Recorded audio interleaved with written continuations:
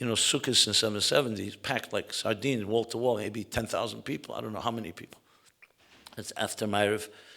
Everyone's waiting for the Rebbe to start speaking. Nothing. The Rebbe's quiet. No one knew why. It was like very odd. It was completely uncharacteristic. Then I hear the Rebbe whispers to the secretary. He says, Wo sind die Scharfkinder? Where are the Scharf children? So it was just a few weeks before that their young father, unfortunately, prematurely passed away, leaving a bunch of orphans. And the Rebbe is asking for these children. Now, where are you going to find children Sukkot night in 770? I mean, it's like a needle in a haystack. But the Rebbe would not begin speaking till they were found. So they began, we all know the miracles in 770. The next thing you know, the kids are being passed over everybody. And, the kids loved it like a ride, And they end up standing right near the Rebbe. And then the Rebbe begins speaking.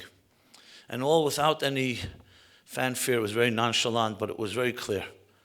But something else that struck me. I was once on a television, a major television station interview. And they asked me, it was a live interview, so it was spontaneous. Tell us one thing that you remember that really makes the Rebbe stand out in your memory, in your history, in your experiences.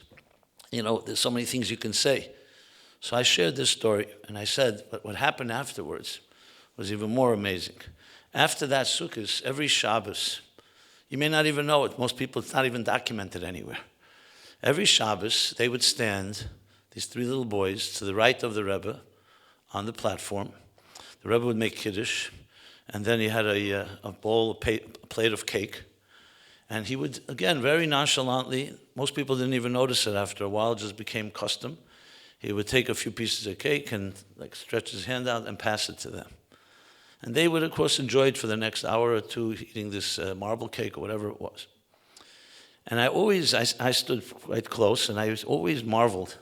Here's the Rebbe, he's about to give these talks, mind-blowing ideas that can affect people's lives, and all the different, what a Rebbe delivers in his talks. And yet he has the presence of mind and spirit, and doesn't take himself so seriously, if you could put it that way. In other words, what the real greatness of a human being, just as it was with Avram Avinu, who's the really father of kindness. You want to have the personification of kindness, you go to Avram. The Sefer HaBoyer, one of the great classic Kabbalistic works, says that Chesed of Atzilus, which is the divine attribute of kindness, when Abraham walked this earth, said, what do you need me for anymore? We have Abraham in this world. He is the embodiment of kindness.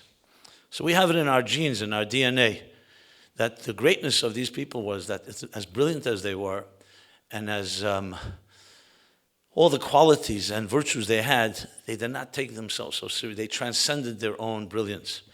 And you saw it in the acts, these simple acts that Avrami mentioned from the Maimer of the Rebbe, and so many other stories. This little act of passing that cake to a child.